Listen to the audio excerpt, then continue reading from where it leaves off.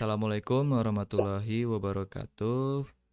Eh, perkenal- Waalaikumsalam warahmatullahi wabarakatuh. Perkenalkan, nama saya Arfal Mali Gibran dengan NPM 2478005. Perkenalkan, nama saya Dito Bilang Permadi dengan NPM 2478203.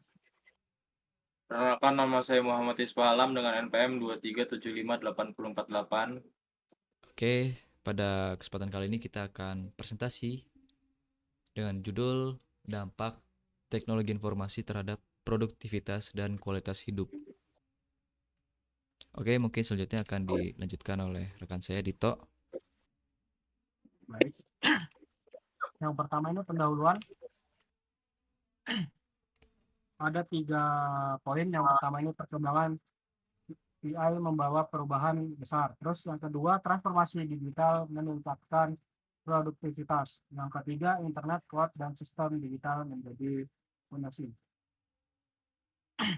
Perkembangan teknologi informasi atau TI telah membawa perubahan besar dalam berbagai aspek kehidupan manusia. Di era digital saat ini, hampir semua aktivitas sehari-hari bergantung pada teknologi, mulai dari komunikasi, pendidikan, pekerjaan, hingga layanan publik. Di Indonesia, kemajuan teknologi informasi mendorong terjadinya transformasi digital di berbagai sektor. Proses kerja yang sebelumnya dilakukan secara manual, kini dapat diselesaikan dengan bantuan sistem digital, sehingga menjadi lebih cepat dan efisien. Hal ini berdampak langsung pada peningkatan produktivitas kerja. Selain itu, teknologi informasi juga memengaruhi kualitas hidup masyarakat. Akses terhadap informasi menjadi lebih luas, layanan publik lebih mudah dijangkau, dan masyarakat memiliki lebih banyak pilihan dalam menjalani aktivitas. Oleh karena itu, teknologi seperti internet, cloud computing, dan sistem digital ini menjadi fondasi utama dalam aktivitas ekonomi dan sosial di Indonesia. Slide selanjutnya. Nah, di slide selanjutnya ini pengertian produktivitas dan kualitas hidup. Ada 3 poin di sini. Produktivitas itu output lebih baik dengan sumber daya minimal. Yang kedua, kualitas hidup, kesejahteraan, kesehatan, pendidikan. Yang ketiga, teknologi sebagai katalis utama. Produktivitas dapat diartikan sebagai kemampuan untuk menghasilkan output yang lebih baik dengan sumber daya yang sama atau bahkan lebih sedikit. Dalam konteks kerja, produktivitas mencerminkan efisiensi dan efektivitas dalam menyelesaikan tugas. Sementara itu, kualitas hidup menggambarkan tingkat kesejahteraan masyarakat secara keseluruhan. Kualitas hidup mencakup berbagai aspek seperti kesehatan, pendidikan, kenyamanan, kenyamanan kerja, keseimbangan hidup, serta akses terhadap informasi dan layanan publik. Teknologi informasi berperan sebagai katalis utama dalam meningkatkan produktivitas dan kualitas hidup. Dengan adanya teknologi, pekerja dapat diselesaikan lebih cepat, informasi lebih mudah diakses, dan layanan menjadi lebih terjangkau. Oleh karena itu, pemanfaatan teknologi yang tepat sangat penting untuk meningkatkan kesejahteraan masyarakat. Slide selanjutnya. Nah, di slide selanjutnya ini peran teknologi informasi dalam produktivitas. Ada 3 poin. Yang pertama, otomasi dan digitalisasi kerja. 2, sistem cloud mempercepat akses data. Yang ketiga, digunakan di industri, UMKM, dan pendidikan. Nah, teknologi informasi berperan besar dalam meningkatkan produktivitas kerja melalui proses otomasi dan digitalisasi. Banyak pekerjaan yang sebelumnya memerlukan waktu lama, kini dapat diselesaikan dengan lebih cepat menggunakan sistem berbasis komputer dan aplikasi digital. Penggunaan sistem berbasis cloud memungkinkan akses data dan aplikasi secara fleksibel, kapan saja dan di mana saja. Hal ini sangat membantu kolaborasi kerja, terutama dalam lingkungan kerja modern yang tidak selalu terikat pada satu lokasi. Di Indonesia, teknologi informasi telah dimanfaatkan secara luas di berbagai sektor seperti industri, UMKM, pendidikan, dan pemerintahan. Contohnya, UMKM dapat memasarkan produknya secara online, sekolah menggunakan pembelajaran daring, dan pemerintah menerapkan layanan berbasis digital untuk meningkatkan efisiensi pelayanan kepada masyarakat. Selanjutnya,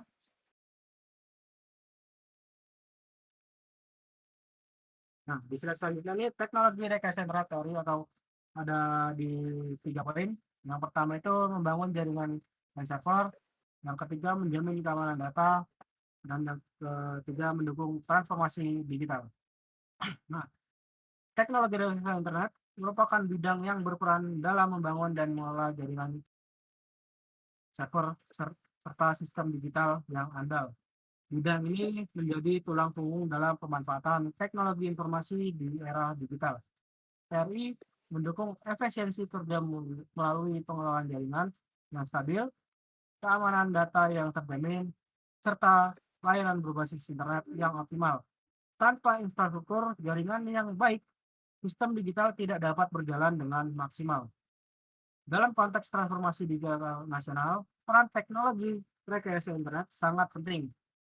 Pembangunan jaringan internet, pengembangan pusat data, serta pengamanan sistem informasi membutuhkan tenaga ahli di bidang ini. Oleh karena itu, TRI berkontribusi besar dalam meningkatkan produktivitas sekaligus kualitas hidup masyarakat Indonesia. Oke, selanjutnya akan dilanjutkan oleh rekan saya. Oke, selanjutnya adalah telework atau kerja jarak jauh. Udah unmic ya.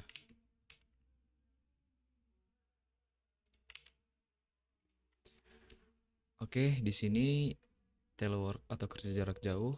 Yang pertama ada bekerja dari luar kantor ya.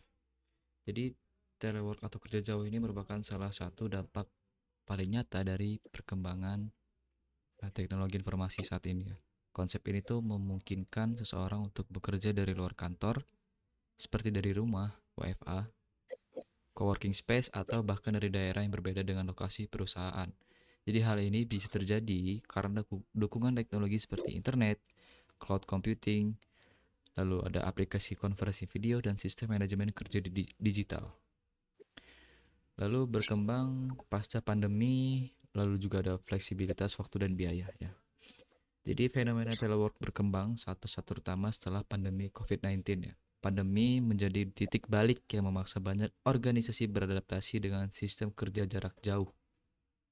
Namun setelah pandemi berakhir, sistem ini tidak serta-merta ditinggalkan. Justru banyak perusahaan menyadari bahwa telework dapat meningkatkan efisiensi dan produktivitas jika diterapkan dengan baik. Jadi salah satu keunggulan utama telework atau kerja jarak jauh ini adalah fleksibilitas waktu dan biayanya. Pekerja jadi tidak perlu lagi menghabiskan waktu berjam-jam di perjalanan, mengurangi biaya transportasi, serta memiliki kebebasan dalam mengatur waktu kerja.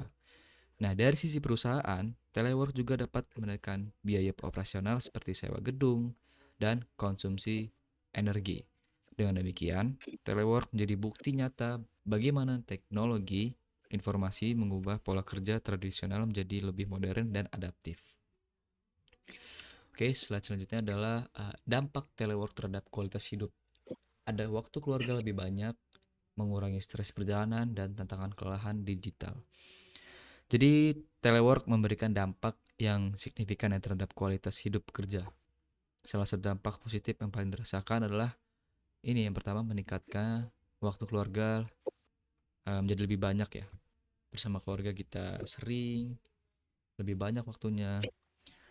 Lanjut, dengan bekerja dari rumah, individu dapat lebih dekat dengan keluarga dan memiliki keseimbangan yang lebih baik antara kehidupan kerja dan kehidupan pribadi.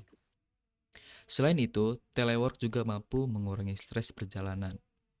kemacetan, keterlambatan transportasi, dan kelelahan fisik akibat perjalanan jauh ke kantor merupakan sumber stres yang umum dialami pekerja. Nah, dengan telework ini, tekanan tersebut dapat diminimalisir sehingga kesehatan mental dan fisik menjadi lebih terjaga. Namun, di balik manfaat tersebut, ada tantangan kelelahan digitalnya. Di sini penggunaan perangkat digital secara terus-menerus, rapat daring yang intens, serta batas yang kabur antara waktu kerja dan waktu istirahat dapat menyebabkan kelelahan mental. Jadi, oleh karena itu, telework perlu diimbangi dengan manajemen waktu yang baik, disiplin diri, serta kebijakan perusahaan yang memperlihatkan kesehatan pekerja. Lanjut, ada kesenjangan digital. Nah, yang pertama ada perbedaan akses teknologi ya. Jadi, kesenjangan digital merupakan masalah serius dalam pemanfaatan teknologi informasi. Jadi di sini eh, kesenjangan ini terjadi karena adanya perbedaan akses terhadap teknologi, baik dari segi infrastruktur, perangkat, maupun kemampuan penggunaan teknologi itu sendiri ya. Lalu kota versus desa. Nah, di Indonesia kesenjangan digital masih terlihat jelas ya antara wilayah perkotaan dan pedesaan. Masyarakat di kota itu umumnya memiliki akses internet yang cepat dan stabil. Sementara di desa atau di daerah terpencil masih banyak yang mengalami keterbatasan jaringan. Nah, kondisi ini menyebabkan ketidakmerataan dalam kesempatan kerja, pendidikan, dan akses informasi. Selanjutnya adalah hambatan produktivitas. Nah, kesenjangan digital juga berdampak langsung terhadap produktivitas. Individu atau kelompok yang tidak memiliki akses teknologi akan tertinggal dalam persaingan global. Mereka kesulitan mengikuti sistem kerja digital, pembelajaran daring, maupun layanan berbasis teknologi. Jika tidak ditangani dengan serius, kesenjangan digital dapat memperlebar jurang sosial dan ekonomi di masyarakat. Lalu ada upaya mengatasi kesenjangan digital. Yang pertama adalah program Palaparing dan Satria 1. Jadi pemerintah dan berbagai pihak telah melakukan berbagai upaya untuk mengatasi kesenjangan di digital. Salah satu program strategis adalah pembangunan infrastruktur melalui Palaparing dan peluncuran satelit Satria. Program ini bertujuan untuk menyediakan akses internet yang merata hingga ke daerah terluar, terpencil, terdepan, dan tertinggal di Indonesia. Nah, lalu selain infrastruktur juga kita di sini ada digitalisasi desa. Nah, digitalisasi desa juga menjadi langkah penting ya. Melalui digitalisasi desa ini, layanan publik, ekonomi lokal, dan administrasi pemerintahan desa dapat dilakukan secara lebih efisien dan transparan. Jadi, hal ini membuka peluang baru bagi masyarakat desa untuk berkembang dan berpartisipasi dalam ekonomi digital. Lalu ada literasi digital. Ini upaya lainnya dari program Palapa dan Digital Desa, yaitu literasi digital. Jadi, di sini kita meningkatkan literasi digital untuk akses teknologi saja tidak cukup ya. Jika masyarakat tidak memiliki kemampuan untuk menggunakannya secara efektif dan aman. Nah, literasi digital ini mencakup pemahaman penggunaan teknologi, etika digital, serta kesadaran akan keamanan dan privasi data. Dengan literasi digital yang baik, masyarakat dapat memanfaatkan teknologi informasi untuk meningkatkan produktivitas dan kualitas hidup secara berkelanjutan. Oke, selanjutnya mungkin akan dilanjutkan oleh rekan saya. Oke, jadi pada slide teknologi informasi dan bidang kesehatan, pada bagian ini saya akan membahas bagaimana teknologi informasi berperan besar dalam dunia kesehatan. Salah satu bentuk yang paling terlihat adalah e-health, telemedicine, yaitu layanan kesehatan yang bisa diakses secara digital tanpa harus selalu datang ke fasilitas kesehatan. Contohnya melalui aplikasi seperti Halodoc dan Alodokter. Masyarakat bisa konsultasi dengan dokter, mendapatkan rekomendasi obat, sampai membuat janji temu. Dengan adanya layanan seperti ini, proses menjadi lebih cepat dan efisien, terutama untuk kondisi ringan, konsultasi awal untuk orang yang tinggal jauh dari rumah sakit. Next. Oke. Selanjutnya pada etika dan dampak sosial teknologi. Eh, Namun pada pengguna teknologi juga membawa tantangan, terutama dari sisi etika dan dampak sosial. Hal yang paling penting adalah privasi dan keamanan data. Karena data kesehatan termasuk informasi yang sangat sensitif. Jika sistem ini tidak dapat jika sistem ini tidak aman, ada risiko kebocoran data, misalkan data rekam medis atau identitas pasien yang bisa disalahgunakan. Karena itu, disinilah tanggung jawab profesional TI menjadi penting, memastikan sistem aman, akses data dibatasi, dan penggunaan teknologi tetap mengikuti aturan serta etika.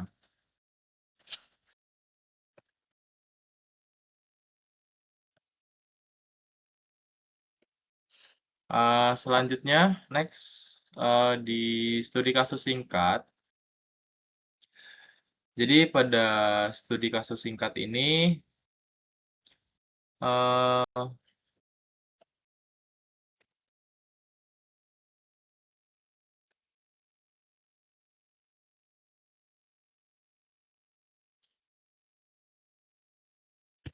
tentang dampak teknologi di masyarakat, khususnya pada UMKM. Yang pertama, digitalisasi UMKM membuat usaha kecil lebih mudah mengelola bisnisnya. Misalnya, sekarang banyak UMKM banyak UMKM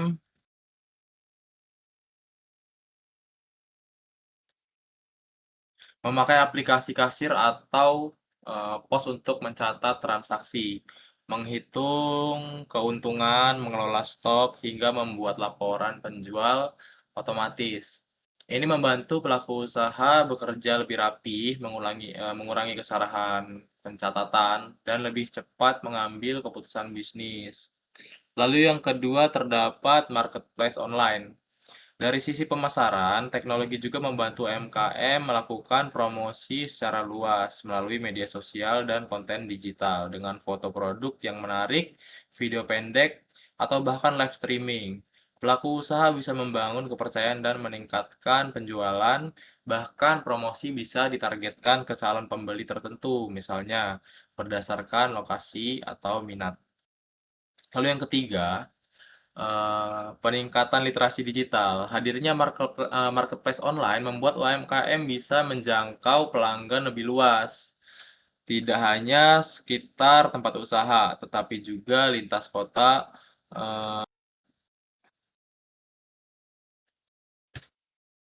ataupun pulau. Marketplace juga menyediakan fitur seperti ulasan pembelian, rating toko, program gratis ongkir, dan flash sale yang bisa meningkatkan peluang produk UMKM dilihat dan dibeli. Selain itu, teknologi pembayaran seperti QRIS dan e-wallet juga membuat transaksi lebih cepat dan tercatat otomatis. Ditambahkan dukungan layanan logistik, pelaku UMKM bisa mengirim barang dengan lebih mudah karena tersedia pilihan ekspedisi, ongkir transparan, dan fitur pelacakan. Oke, next.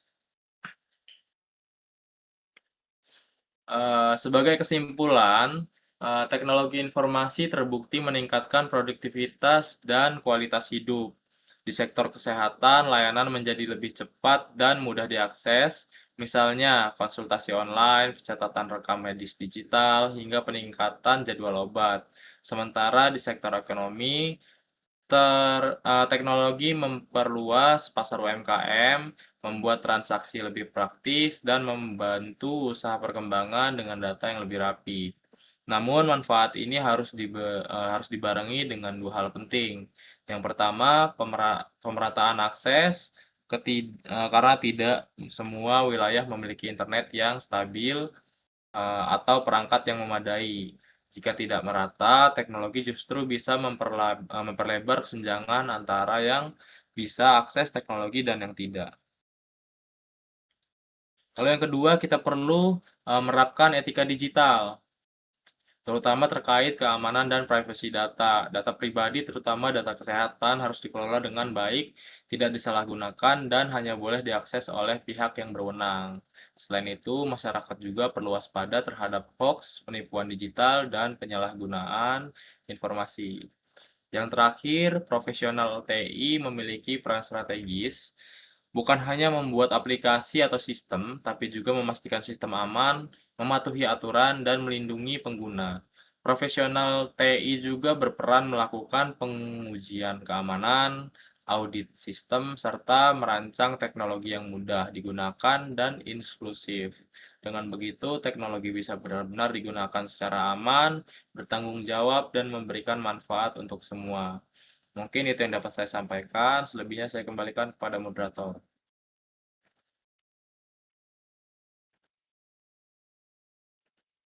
Oke, selanjutnya kita akan masuk ke sesi pertanyaannya. Pertanyaan pertama adalah bagaimana peran teknologi informasi dalam meningkatkan produktivitas dan kualitas hidup masyarakat Indonesia. Oke, teknologi informasi meningkatkan produktivitas dengan mempercepat proses kerja melalui otomasi, digitalisasi, dan penggunaan sistem berbasis cloud. Pekerjaan menjadi lebih efisien dan fleksibel.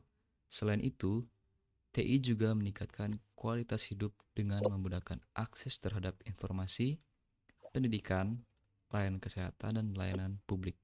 Contohnya adalah pembelajaran daring, layanan layanan e-government, dan telemedicine yang membuat masyarakat lebih mudah memenuhi kebutuhannya. Oke, selanjutnya akan dijawab oleh rekan saya.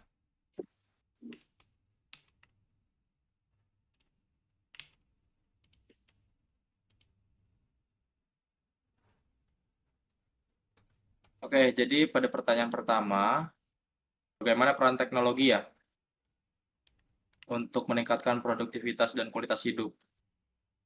Eh, itu tadi udah, sekarang ke pertanyaan kedua. Pertanyaan kedua, jadi apa peran teknologi rekayasa internet dalam mendukung transformasi ya? Iya. Oke, jadi teknologi rekayasa internet berperan dalam membangun dan mengelola infrastruktur jaringan, server, dan sistem digital yang andal dan aman. Teknologi rekayasa internet juga memastikan konektivitas internet yang stabil, keamanan data, serta kelancaran layanan digital. Peran ini sangat penting dalam mendukung transformasi digital nasional, seperti pemerataan akses internet, pengembangan layanan digital, dan peningkatan produktivitas di berbagai sektor. Oke.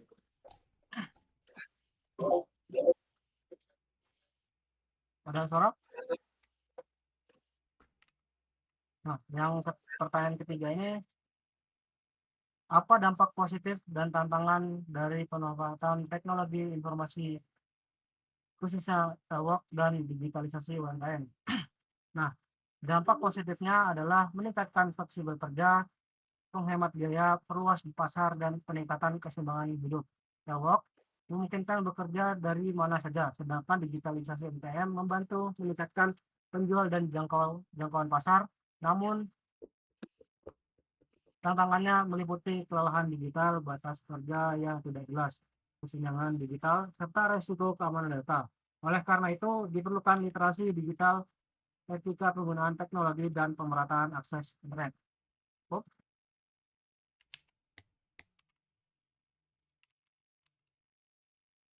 Oke, mungkin cukup sekian dari kelompok kami.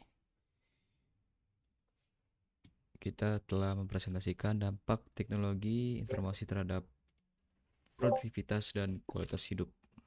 Oke, mungkin cukup. Saya akhiri. Assalamualaikum warahmatullahi wabarakatuh. Waalaikumsalam Waalaikumsalam. warahmatullahi wabarakatuh.